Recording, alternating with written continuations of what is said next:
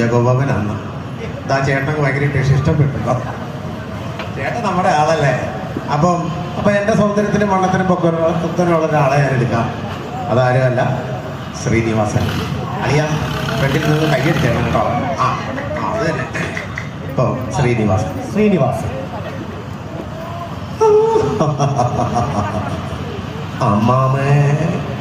അമ്മാമയെ കിടിലം കൊടുക്കുന്ന ഒരു പരമ്പരസ്യം പോക്കറ്റിലിട്ട് അമ്മാനെ മാടിക്കൊണ്ടാണ് ഞാനത് പറഞ്ഞിട്ടുള്ളത്. എന്തൊക്കെ മോഹന വാഗ്ദാനങ്ങളായിരുന്നു. പഴം പുഴുങ്ങി വെച്ചിരിക്കുക, കോഴിയെ ഓടിച്ചിട്ട് മുട്ടയിടേക്കുക, ആ കോഴിയുടെ പരിപ്പളേക്കാണ് രാധ ഓർഡർ നിൽക്കൂ, രാധ കൈയടിക്കാൻ പറയണായിരിക്കും. നല്ലൊരു കൈയടി. സ്റ്റാർ മാജിക്കിൽ ആ ശ്രീവിദ്യയുടെ തല്ലുകൊണ്ട് ഒരു രീതിയിലുള്ള നാണവും മാനമില്ലാണ്ടായിട്ട് മാറിയേക്കുക. അടുത്ത താരം എന്ന് പറഞ്ഞു കഴിഞ്ഞാല്, അടുത്ത താരം എന്ന് വെച്ചാല് നമ്മുടെയൊക്കെ ശ്രീ ഇന്നസെന്റ് ഏട്ടൻ വേദിയിലേക്ക് വന്ന് ഇവിടെ കടക്കൽ തിരുവാതിരയോടനുബന്ധിച്ചൊക്കെ സംസാരിച്ച് 2 കവള് പാട്ടൊക്കെ പാടിയാൽ എങ്ങനെ ഇരിക്കുന്നു എന്ന് നോക്കാം. ഇന്നസെന്റ് ഏട്ടൻ കടക്കൽ തിരുവാതിരയ്ക്ക് വന്ന് സംസാരിക്കുന്നു. നന്നായിട്ടുണ്ട്,